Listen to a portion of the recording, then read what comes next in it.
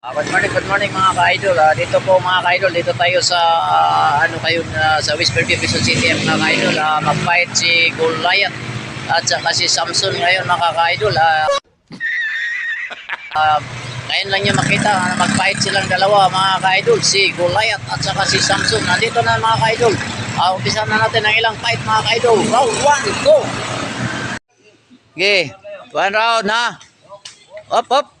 Si Goliath at si Samson ya. Up, Goliath at si Samson. Up, bro. Grabe. Siya po. La. Oh. Okay, sige. Sige. Ang madaon nito,